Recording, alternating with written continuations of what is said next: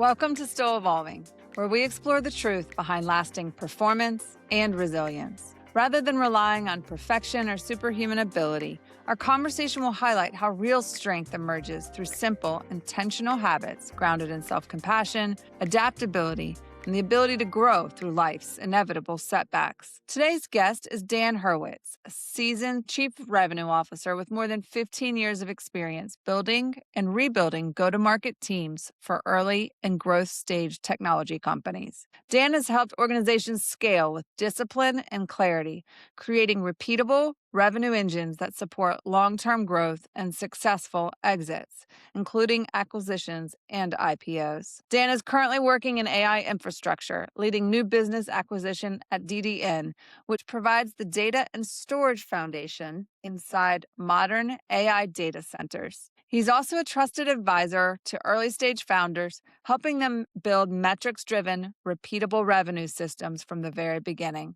Known for his high energy and practical mindset, Dan brings a perspective rooted in execution, accountability, and continuous improvement, and we're excited to have him here today. Dan, welcome to Still Evolving. Grateful to have you here today and excited for this conversation. Yeah, thank you for having me. I'm looking forward to it. Awesome. So we typically start off just asking you to share on your journey. If you could share a bit of maybe where you came from to what you're working on now and the highlights in between. Sure. Yeah. So I am a tech startup CRO by trade, so to speak, something that I kind of fell into over the course of time. It began in these late 90s selling digital advertising, one of the first to sell something shiny and new, an ad on a website. And that was quite interesting. It included stints at AOL and NBC and then XM Satellite Radio, which was a different version of that. But it was big company, big stuff, shiny new object. I then got involved in the startup scene, and what I found was that I love it. Love the early stage aspect of the grit and the discipline and the focus that is critical in the startup success journey. So I had spent probably 20 years doing go-to-market operations for tech startups from media tech, ad tech, martech, ed tech, fintech, some healthcare stuff, and started selling what is now referred to as SaaS, because we were doing some cool, in this case, it was behavioral technology, behavioral targeting technology, behavioral targeting allowing advertising to be far more efficient based on the behavior of the user, based on the data that is collected on a cookie that's dropped on a browser. So that was shiny and new at the time. Yeah. And it became quite interesting, and it was just snowballed. That, again, shiny new object scenario led me into selling the platform that actually delivered the technology, SaaS. We just didn't call it that. And so now we do. And here I am, 2026 as of a few days. And what I realized is that as I get later in my career, it is harder and harder to stay relevant in a world of people who are newer in their career than me, to put that, rub a little lipstick on that one. So I decided, you know what? It's one thing to be really good at what you do. It's another thing to be really good at what you do in the most hot space in the entire world. So I got involved in AI. And I began a job a couple of years ago working for an AI data annotation and labeling company. And that was an interesting journey. I decided to take advantage of being in the center of the bullseye of where all the action is. And it was a really smart move because I shortly thereafter got recruited to one of the hottest companies in the AI space, which is where I am now. But I took not a CRO role, I took a line of business sales management role. So I'm building a team right now of new logo acquisition, new logos, hunters for a company called DDN. And DDN is the storage component of the data center. So when you see all this money being spent and all this craziness going on with NVIDIA and Supermicro and AMD and all these guys that are building data centers, struggling for space energy and cooling. Yeah. I'm right in the middle of that right now. So it's pretty cool. Okay. So I'm in a different world compared to where I was in the past. And I've taken on a role that is less macro than I always have been as chief revenue officer. So now I'm a VP of sales, but in a multi-billion-dollar business. So it's been quite a journey. And there's a lot that I can share about what I learned along the way. And I'm happy to share any of it with you today, Amy. That's awesome, Dan. Thank you so much. Just hearing that journey, that evolution, and then also the risks that you probably took along the way, or the Oh, yeah. challenge that you also faced along the way. I mean, now with this AI revolution, it's not for the weak at heart, and also you're a leader building a team. So I'm just curious, as a leader, what have you found that has been impactful and effective as a leader building resilient teams and being able to yourself respond and continue to grow and take advantage of opportunities through crisis or challenge, but also help lead others to be able to do the same? Yeah, there's a lot there. So let me unpack a couple of those components. So leadership, Yeah. 'cause that's really what you're talking about. Leadership is an art. It is not management. It is something that you have to recognize that leading is about people and it's not about technology. And it's about making sure that you bring the best out in these people and you give them an opportunity to prosper. So I use the phrase player coach versus front office coach quite a bit in my leadership style. So you have those managers, leaders who do everything they can to look good to the front office. Amazing presentations and reports that have all kinds Yeah. of sizzle and back to the lipstick on a pig thing. There's plenty of that goes on. And I don't know, I just find that gets hollow real fast. I'm more genuine and direct than that. I like to be a player coach. I go find the best players that I can. Athletes, if you will. And in many cases, I like to hire actual former athletes because they understand how to win, how to lose. There's a lot of traits that we could have a whole separate conversation about that I think is critical in being successful in sales and in go-to-market in general, which includes marketing and customer success and solutions engineering and architecture and all that other stuff. Being a player coach means, like I said, you find the best, macro manage them, tell them this is what needs to be done, help them to get there, giving them all the tools and resources that they need to do it, create a suggested path, but don't tell them how to do everything because that's micromanaging and nobody likes to be micromanaged. Right. And so this has worked for me because what happens is because I'm so supportive to my people, they'll take a bullet for me. And never a Yeah. question. And then when their performance, because they're the best of the best, ultimately delivers, I walk into the front office and I just slap my numbers down on the desk and it's like, drop the mic, done. Because your Yeah. numbers speak for themselves. I don't need any fluff or any lipstick or anything like that. It's just here are the numbers because that's what they want. And then, of course, Right. they'll ask questions, answer the questions directly and that sort of thing. But so to me, leadership is about being a player coach, being a macro manager, identifying, managing, and helping develop the best of the best. When you support them through the challenge, what have you found to be helpful? I'm going to answer that in a little bit different way, and I'm going to answer it with a practice that I've been employing for years and years, and I made it up just based on my experience. So I'll ground it with, along the way, I've had lots of bosses. Some were phenomenal. Very few were phenomenal. Most were terrible for a number of reasons that wouldn't surprise you or anybody else for that matter. You've seen it all. I've Yeah. seen it all. Yeah. And I promised myself when I got into leadership, which was a long time ago, those things that I felt were really helpful and positive for me, I'm going to bring those to my practice. And those things that were just awful and not very productive at all, I'm going to eliminate those from my practice. Right. But one of the things I started doing was what I call the get to know ya meeting. Get to know you. So I inherit, but I also hire. Over the years, I've done, hundreds and hundreds of employees, sellers, marketers, customer success folks, et cetera. And within the first day of my inheritance or them starting from my recruitment, I do a get to know you meeting. It's an hour. It's very structured. And I actually wrote about it on my LinkedIn. It's a whole post that tells you exactly how to do it if you want to check it out. But basically, it is a session where I want to understand who they are as an individual. Even working for a large company where you're employee number 109, doesn't matter. These are individuals that are working for and with me. and I want to know who they are so I can help them with whatever it is they want to do Yeah. for their career, whatever motivates them, whatever they want to develop. So this is a simple document that I have in a template, and it begins with question number 1. What are your career aspirations and timeline? What do you want to be when you grow up? Yeah. And I've heard some really interesting answers. One woman said to me, happened to be a woman, I want to be a dancer. I've started dancing. I love it, but I want my career to be dancing. I'm like, great. Right now, you're here with me. She shared that her timeline is within 5 years. I said, great. So give me 5 years and I will help you and be flexible for you so that you can go on auditions and do, whatever you need to do. But while you're with me, we've got a job to do. Let's do it together. And then together, let's help you get to that place that you want to be in your career.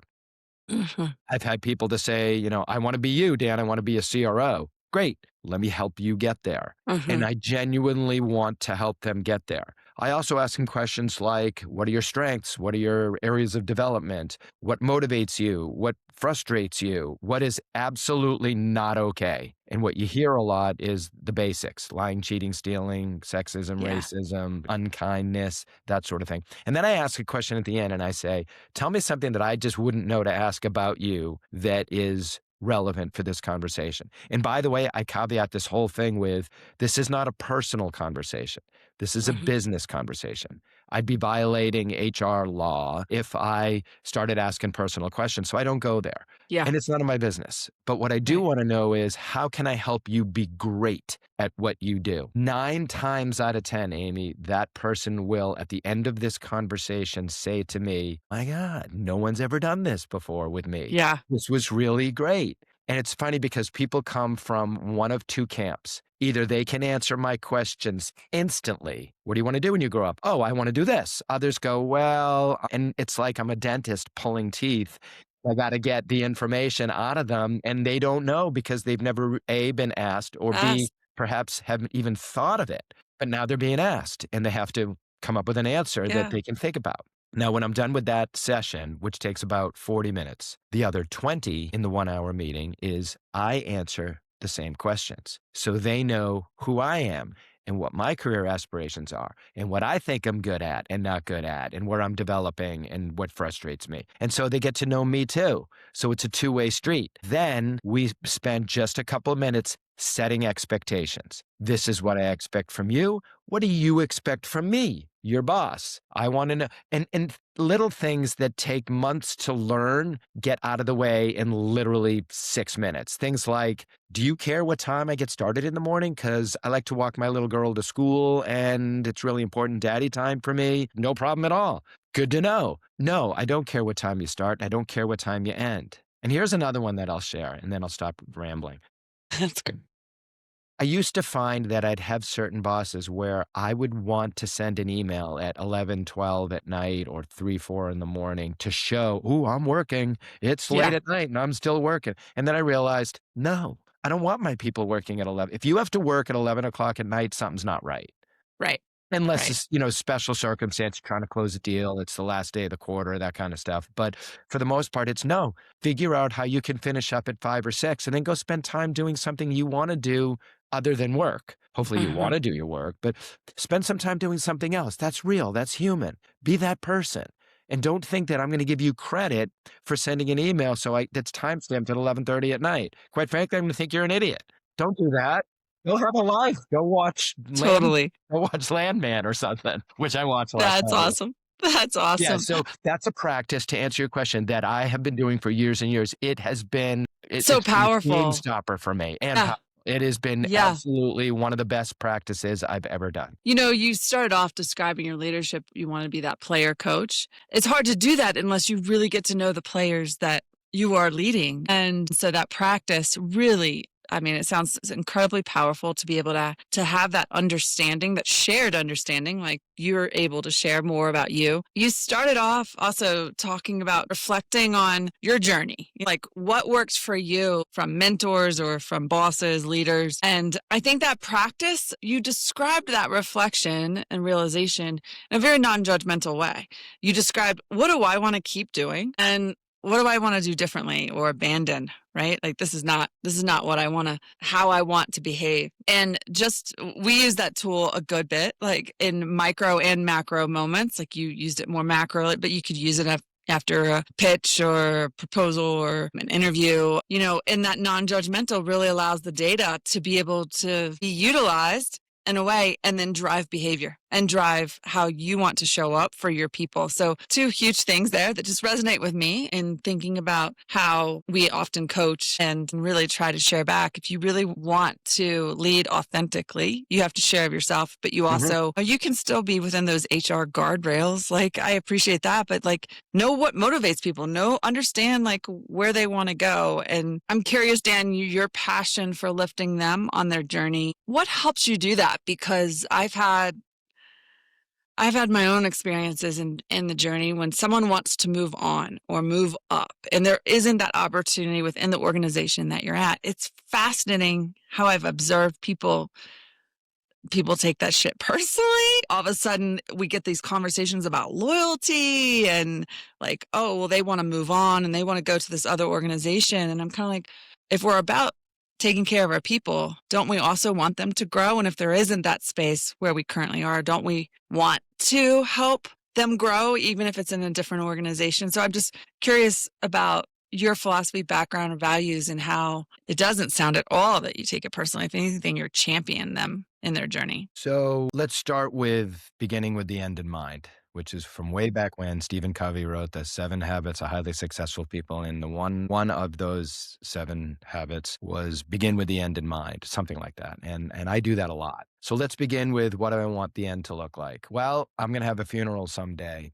And I want people to show up and I want them to say, Dan was the guy who I worked for 20 years ago. He was the best leader, manager, coworker, colleague, friend I've ever worked for. That's important to me. I want to be that guy. And there's a couple of people in my life who are that or were that person. One of them, we all have one of these. You ready for this? 4th grade teacher, Miss Sliskowski. She made us learn to spell her name. She's Polish, Slezzkowski. Never forget it. Miss Laskowski just had such an impact on my life. That was a long, long time ago. And I'm still talking about her because I want to be Miss Laskowski. I want to be that person. And I got another one, Miss Chicolo, who was an English teacher I had in 7th grade. And she was just such an impact on my life. And I have multiple, and I could go through the list of those people. I want to be that person for people's career where they say, I worked for Dan and he was great. In addition to that, I have a pretty large, I call it a bullpen or a network of folks that come with me wherever I go.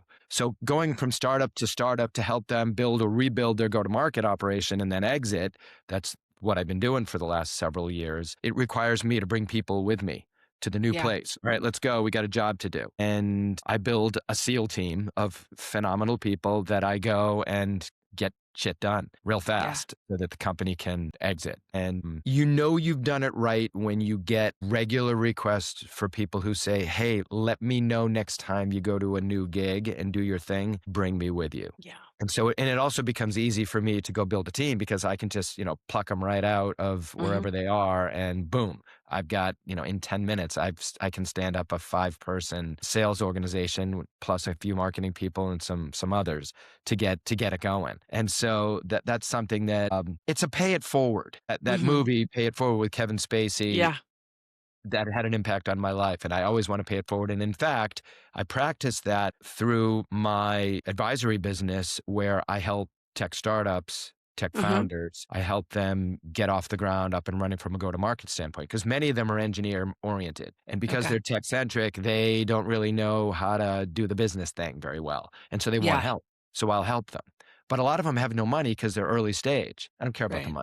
I'll do it for nothing. Or most of the time they'll say to me, let me give you some equity because that's the currency that they do have. Sure. So I have equity in all these little startups. Some of them are going to kill it. And so that equity potentially could turn into something, but it feels so good to help these people. Something that to me, I've been doing, it's just vanilla chocolate ice cream, simple, easy, back of my hand. And they're like, wow, that's amazing. Like, really? That's pretty simple to me, but to them, and that makes me feel so good. So the pay it forward, begin with the end in mind is what motivates me to do what I do and help people. And again, it's not about money. If you do what you do really well, the money shows up. That's like a Yep. byproduct. But it's Yeah. about how do you feel about yourself and what is the impact you've had or you do have on others? And that's what motivates me. So that maybe someday I'll fill a large room with people who will say, that guy was freaking awesome.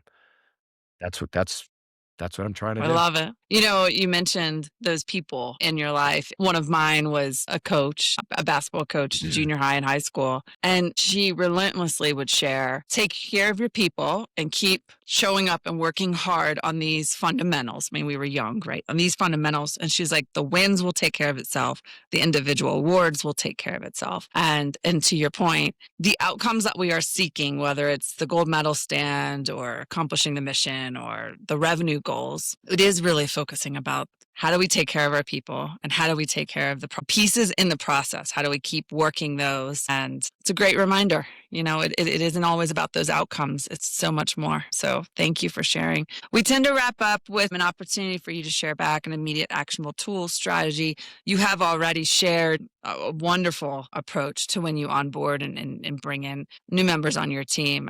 But is there anything else that you have found that helps you sustain this grind? Because it's one hell of a journey, and I'm sure there are plenty of highs, plenty of challenges. So how do you stay in the game? I think that it's critical to recognize that, especially in a volatile market like tech, but life is volatile, right? So I tell my kids, I tell my people, I tell myself, my wife and I discuss it all the time. How do you ride what I call the equilibrium? How do you ride that equal middle ground? Enjoy the highs, accept the lows because they're going to be there. You wouldn't know what a high is if you didn't have a low. Right. Yeah. And that roller coaster goes up and down and up and down. So try to just stay even keeled right in the middle, but enjoy the highs as much as you can. And that's important. Don't get so flustered, especially for a younger person. I tell them, you know, have you ever been in a situation where the bottom completely fell out so bad that you couldn't survive? And the answer for the vast, vast majority is no. I always end up getting through it. Right. So beginning with the end in mind, know that you're going to get through it. So let's start with that. It's going to be fine. Right. It always works How you out. handle yourself while you get there is important. And I'll leave you with this, or I'll leave the conversation with this last thought. So years ago, I met a man who became blind just before having his first two children, who were twins. And he was a very prominent business owner in the insurance business. And he lived a life being blind and never seeing his kids. And he said to me, take this with you, Dan, because this is something that is very impactful to think about. And he said, the true character of a man is defined by how he handles himself when his chips are down. So when your shit goes south, and you feel like ass and you're just a mess, Yeah. handle yourself with dignity. It's okay to be scared. It's okay to cry. Handle yourself with dignity because that defines who you are. And I take that with me. And I love that man. He's no longer around, but I love that man for sharing that with me. And I tell everybody I can tell. That is like, I don't know, proverb. I'll put it in my fortune cookie someday and sell fortune cookies. But the true character of a man is defined by how he handles himself when his chips are down. I love that. Such a helpful reminder. Absolutely. You're right, because life is volatile. Shit happens to all of us. The details may differ. It's a powerful reminder. So thank you for that. I appreciate the conversation, Dan. I'm very grateful and look forward to more to come. Love it. Thank you. Appreciate it as well.